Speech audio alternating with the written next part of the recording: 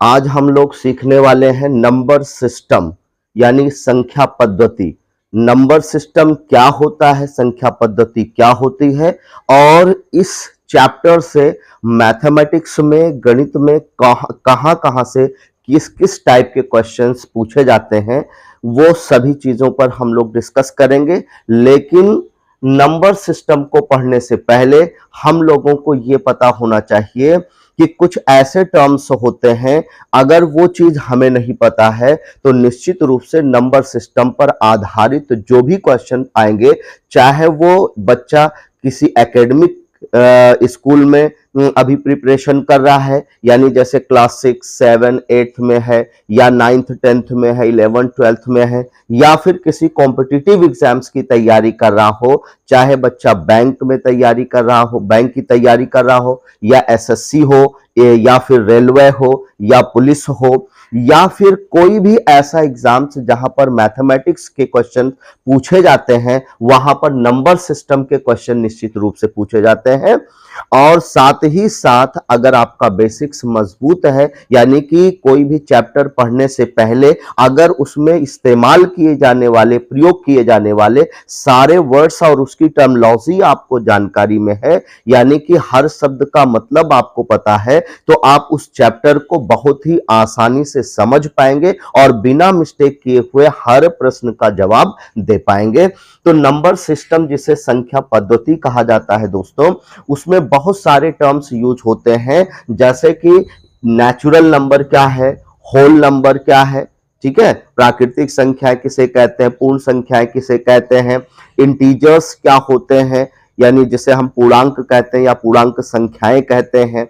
इसी तरह से बहुत सारे वर्ड्स हैं जो हम लोग आज एक एक वन बाय वन करके टैकल करेंगे, एक्सप्लेन करेंगे, ताकि आपको कोई किसी भी एग्जाम की तैयारी कर रहा हो उसमें कोई प्रॉब्लम ना हो। तो चलिए स्टार्ट करते हैं। पहला टर्म्स लेते हैं, नेचुरल नंबर्स क्या होता है, प्राकृतिक संख्याएं किसे कहते हैं, यानी दोनों टाइप के स्टूडेंट के लिए है, चाहे वो इंग्लिश मीडियम का होगा अथवा हिंदी मीडियम का होगा, दोनों स्टूडेंट के लिए ये बेनिफिशियल होने वाला है।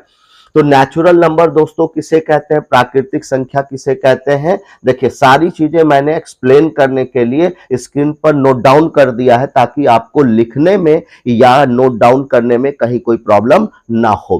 तो देखिए, वह संख्याएं जिनसे वस्तुओं की गणना की जाती है, यानी कोई भी वस्तु जिसको हम गणना करने, गणना का मतलब गिनने के लिए हम जिन संख्याओं का प्रयोग करते हैं, कोई भी संख्या अगर मेरे पास है, कोई भी चीज हम जब शुरू करते हैं तो कहां से शुरू करते हैं, जैसे आपने किसी बच्चे को कहा बेटा ये चीज काउंट करके दिखाओ, ये चीज गिन करके बताओ, तो वो बच्चा क्या करता है, 1 2 3 4 5 6 7 इस तरह से काउंटिंग करना शुरू करता है। तो ऐसी संख्याएं जिनका प्रयोग हम किसी वस्तु की गणना करने के लिए, गिनने के लिए करते हैं, हम उन्हें क्या कहते हैं, नेचुरल नंबर यानी प्राकृतिक संख्या हिंदी में कहते हैं।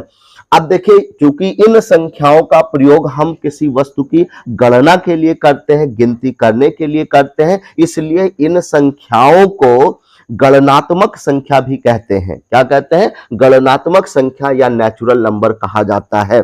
काउंटिंग नंबर भी इन्हें कहते हैं। क्या कहते हैं, काउंटिंग नंबर भी इन्हें कहा जाता है। नेचुरल नंबर को काउंटिंग नंबर भी या गणनात्मक संख्याएं भी या प्राकृतिक संख्या, कई नामों से इनको जाना जाता है। तो आपको समझ में आ गया होगा कि ऐसी सारी संख्याएं जिनका प्रयोग हम कहां करते हैं, किसी वस्तु की गणना करने के लिए, गिनने के लिए करते हैं, उनको हम प्राकृतिक संख्या यानी नेचुरल नंबर कहते हैं। जैसे इसकी स्टार्टिंग कहां से होती है दोस्तों, 1 2 3 4, और इस तरह से हम चलते जाएंगे चलते जाएंगे चलते जाएंगे, कहां तक, इन्फिनिटी तक। ये जो सिंबल बना हुआ है, साइन बना हुआ है, ये किसका है, इन्फिनिटी, जिसे अनंत हिंदी में कहते हैं, जिसका कोई अंत ना हो, जिसका कोई अंत ना हो उसे इन्फिनिटी कहा जाता है।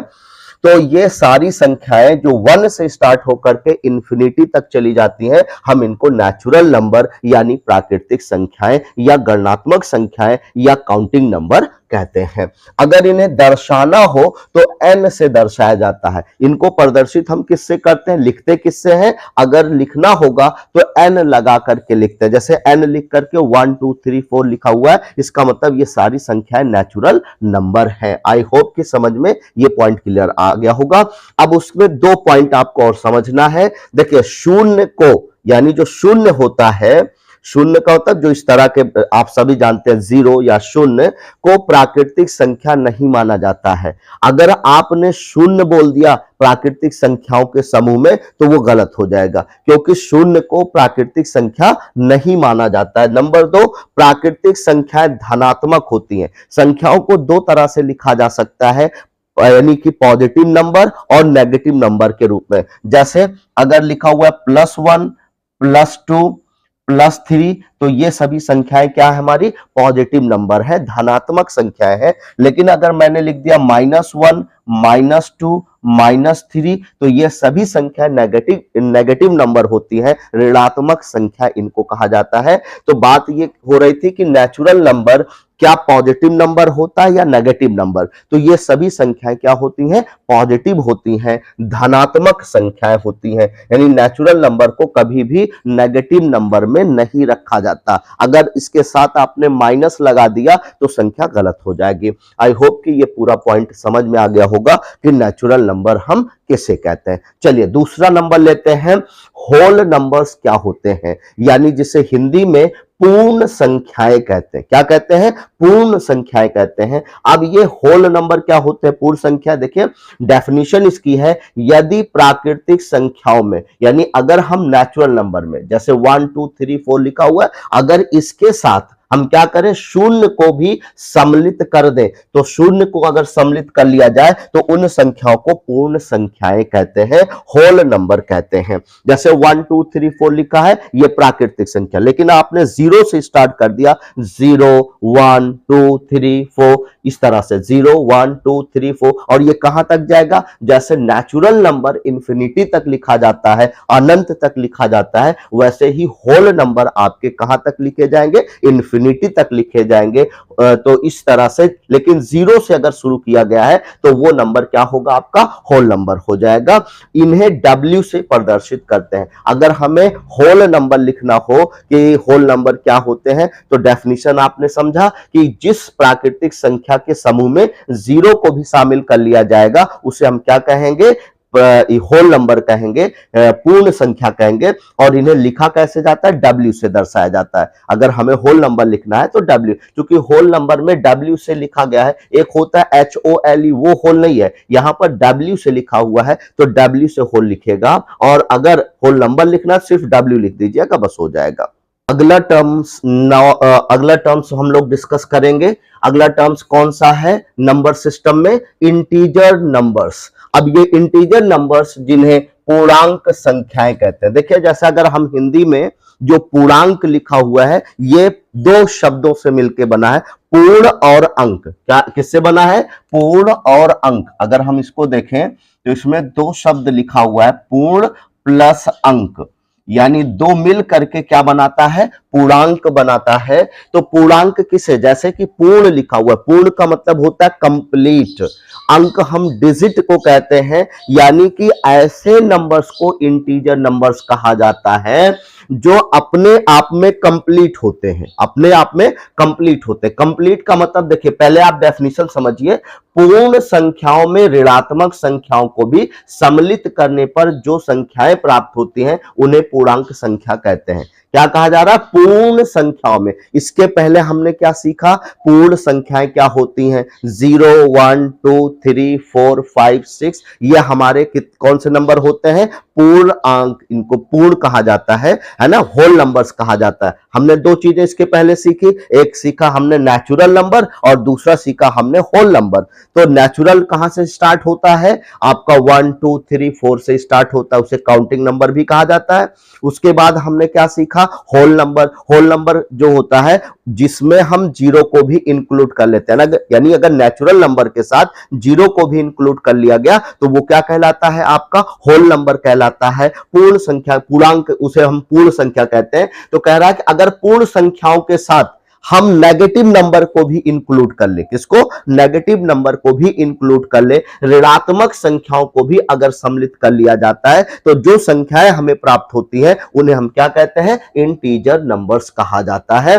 जैसे अब इसको आप समझिए, देखें अगर इसको दर्शाना हो तो हम आई से दर्शाते हैं, किससे दर्शाते हैं, आई से। जैसे नेचुरल नंबर को एन से लिखा जाता है, एन से लिख करके हम कोई चीज लिखेंगे तो समझ लीजिए वो नेचुरल नंबर है। होल नंबर W से स्टार्ट किया जाता है, यानी W से दर्शाया जाता है, W लिख करके 0 1 2 3 इस तरह लिखेंगे तो उसे हम होल नंबर कहते हैं। इसी तरह इंटीजर नंबर्स लिखना है, पूर्णांक संख्या लिखनी है तो हम किससे दर्शाएंगे, आई से। तो चूंकि इसमें दोनों तरह की संख्या होती है, पॉजिटिव और नेगेटिव, यानी धनात्मक और ऋणात्मक दोनों होती हैं, इसलिए अगर हमें पॉजिटिव इंटीजर्स लिखना है तो ये आई लिख करके प्लस लगा देंगे। जैसे 1 2 3 4 5 6 इस तरह से इंफिनिटी तक आप लिख सकते हैं। इन सारी संख्याओं को धनात्मक पूर्णांक कहते हैं। कौन सी संख्या है ये, धनात्मक, क्योंकि ये सारे नंबर पॉजिटिव होते हैं तो इसके पहले प्लस लगाने की जरूरत नहीं होती है।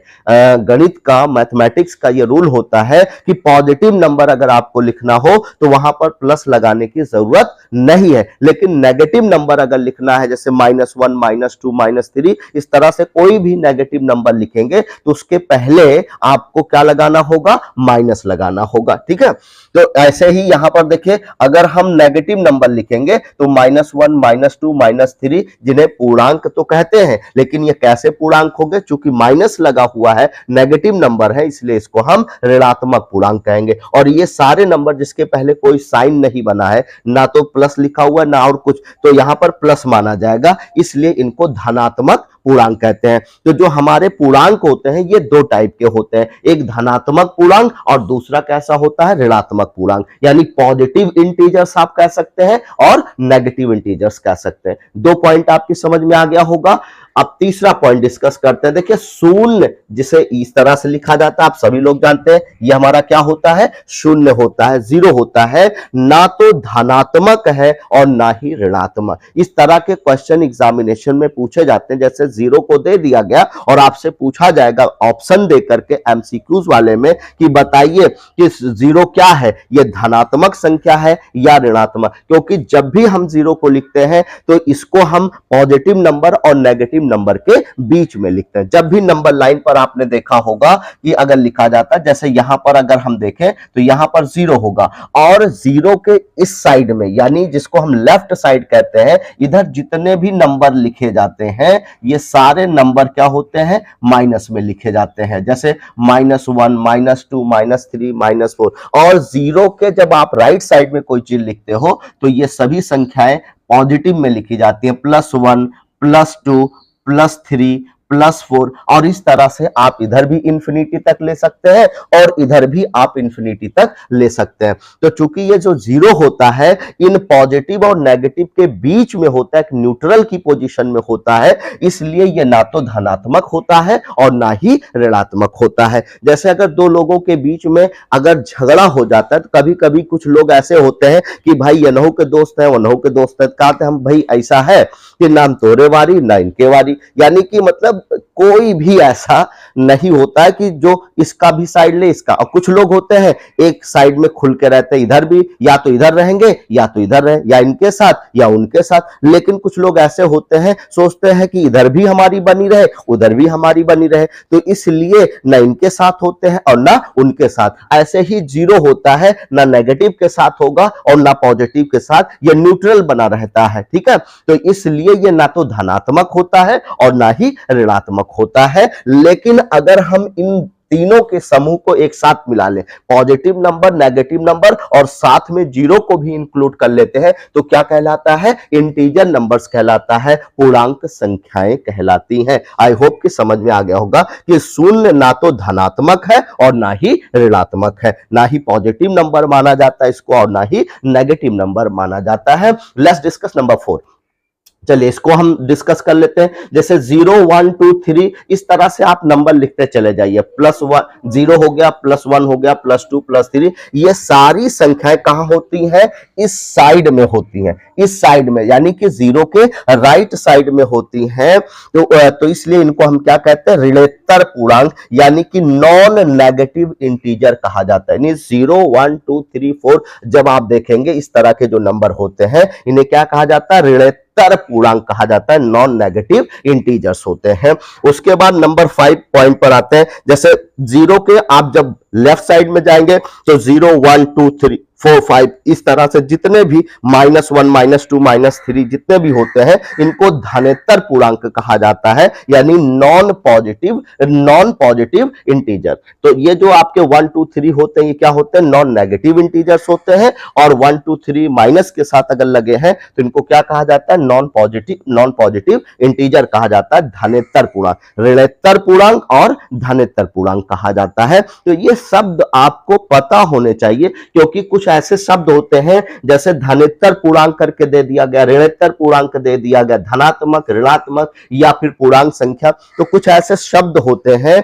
जो आपके मैथमेटिक्स में स्पेशली यूज किए जाते हैं। तो उन शब्दों की मीनिंग अगर आपको नहीं पता, उन शब्दों की डेफिनेशन आपको नहीं पता, उनका अर्थ नहीं पता, उनका एक्सप्लेनेशन नहीं पता है, तो कहीं ना कहीं आप मिस्टेक करते हो। तो इस मिस्टेक से बचने के लिए आप चाहे जिस भी क्लास की तैयारी कर रहे हो, चाहे एकेडमिक हो या फिर किसी कॉम्पिटिटिव एग्जाम्स की, इनको पहले आप बेसिक्स पहले समझ लीजिए, उसके बाद आप उसको शुरू करेंगे तो आपको कहीं, मेरी गारंटी है कि कहीं भी आपको कोई प्रॉब्लम नहीं होगी। तो इस तरह के छोटे छोटे वीडियोस के साथ आपको अगली वीडियो में फिर से मिलेंगे। जो बच्चे नए होंगे प्लीज चैनल को सब्सक्राइब करिए, लाइक करिए, शेयर करिए। और यहां पर इस चैनल पर मैथ और इंग्लिश के हर टाइप के क्वेश्चन डिस्कस करवाए जाते हैं, चाहे वो आपके एकेडमिक का हो, चाहे कॉम्पिटिटिव एग्जाम्स का हो।